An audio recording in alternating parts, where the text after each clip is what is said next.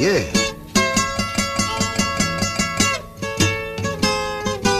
Eu só tinha feito cobertura de festival brasileiro e, claro, tenho experiência em reportagem. Eu fiquei bem ansiosa antes de ir, porque todos os colegas diziam que é uma cobertura super puxada. São coisas que no terceiro dia já parecem simples, mas no primeiro elas não são simples, como onde é a sala Bazin, onde é a sala Lumière, onde tem que pegar a credencial. Você também não sabe que, acabando a sessão do filme, vai todo mundo sair correndo para pegar um lugar na coletiva. E acho que o grande medo e a grande dúvida é realmente que matéria fazer. Porque no festival como Cannes, você pode fazer todas as matérias do mundo, mas você também está arriscado a perder todas as matérias do mundo. Apesar de eu ter 15 anos, 16 anos de experiência como repórter, acho que eu nunca tinha ficado tão ansiosa para uma cobertura. Então, provavelmente eu já fiquei ansiosa quando eu era bem mais nova, estava começando a ficar ansiosa com tudo. Mas fazia muitos anos que eu não ficava com uma expectativa tão grande. Ainda por cima tem a expectativa da língua, né? Por mais que você fale, eu falo inglês e falo francês, mas eu falo bem melhor português, né? Se eu for de novo, algumas coisas eu vou fazer melhor, mas nada deu errado porque eu fiz o que o meu instinto me mandou fazer.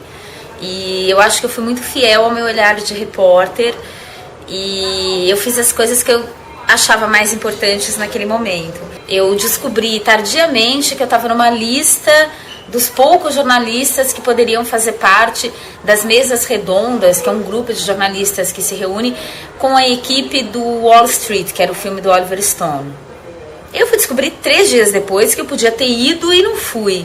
Mas, sinceramente, eu acho que eu talvez tenha feito alguma coisa mais legal no tempo em que eu poderia estar lá, mas foi um equívoco meu. Deu bem mais certo do que errado. E o que deu mais certo de tudo, pra mim, o que eu achei mais legal foi ter entrevistado no sábado o tailandês que no domingo ia ganhar a Palma de Ouro. É daquelas coisas inexplicáveis, assim. Tinha centenas de diretores de cinema para entrevistar. E no momento que foi anunciada a Palma de Ouro, eu fiquei muito feliz. Mas certamente eu fiquei feliz pela minha matéria e não pelo filme. É muito engraçado, mas eu também percebi nessa cobertura que, apesar de ser extremamente apaixonada por cinema, eu ainda sou mais apaixonada por jornalismo.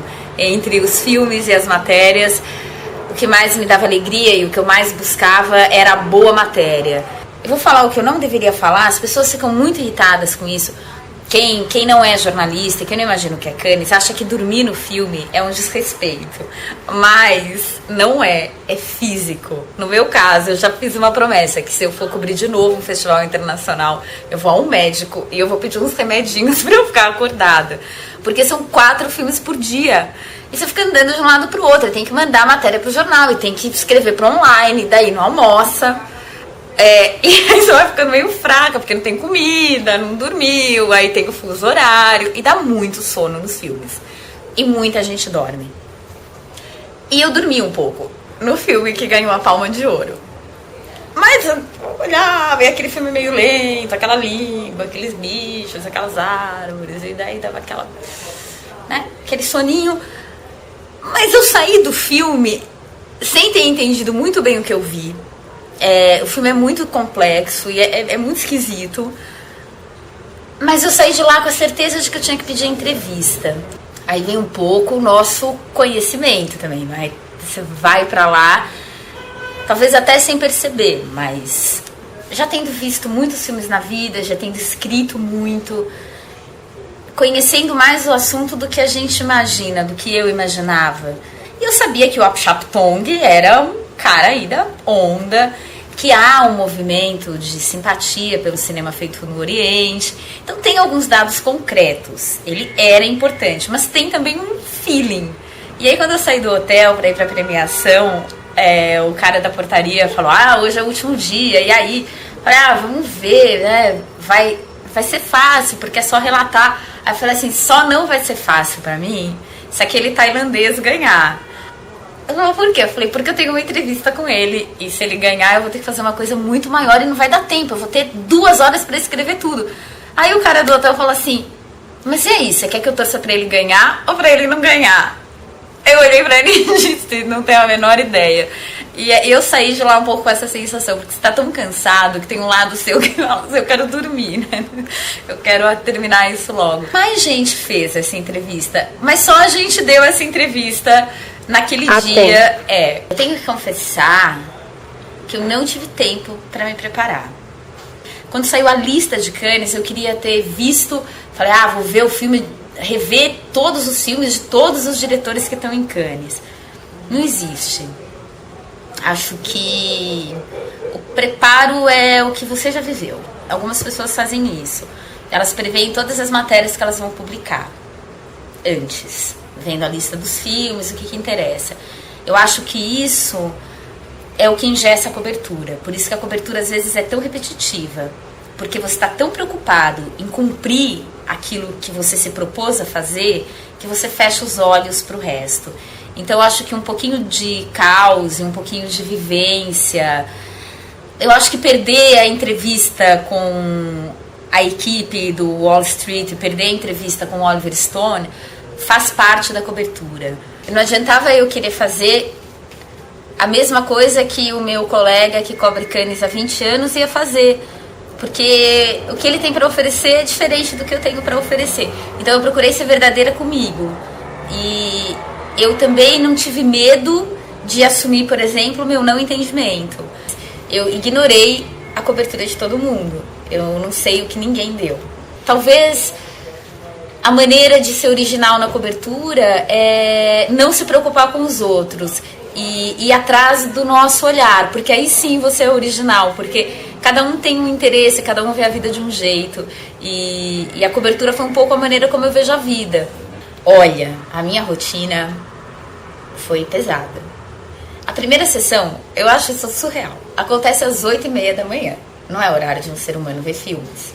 Então eu via o filme das 8h30 todos os dias, porque o filme das 8h30 é um filme da competição, então eu priorizei os 20 filmes da competição. Depois dessa sessão, às vezes tinha uma entrevista coletiva, então quando me interessava a entrevista coletiva, eu ia direto para a entrevista, ou já ia para o computador da sala de imprensa e tentava mandar alguma coisa para o online, ter algum contato com o jornal, mandar de repente um texto para o jornal. Aí geralmente eu via um filme às 11 ou às 11h30, e você corre, hein?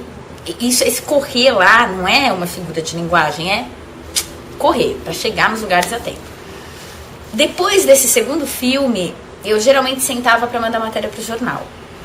Eu sempre tentava também, nesse momento em que eu ia para o computador, mandar alguma coisa para o online. Procurei fazer pelo menos 3, 4 notas por dia. Era muito fácil, era de coisas que eu via.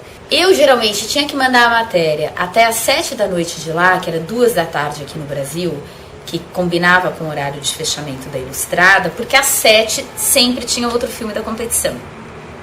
Ou seja, que horas eu almocei? Não, eu não almocei. Eu almocei mesmo, assim, de sentar numa mesa e pedir comida um dia, dos meus 15 dias de Cannes. Daí tinha essa sessão das 7 às 7h30, e depois ainda tinha uma sessão às 10.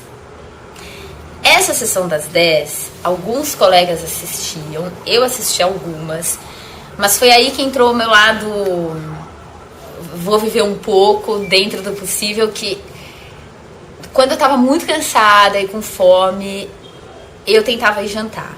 E várias vezes, depois do jantar, eu chegava no hotel, daí meia-noite, tanto, 1h, e ainda fazia alguma coisa pro online. E dependendo do tamanho da matéria do dia seguinte, eu já começava a escrever. A vontade que dá na hora que você tá indo embora é... tomara que ano que vem eu esteja aqui de novo, né?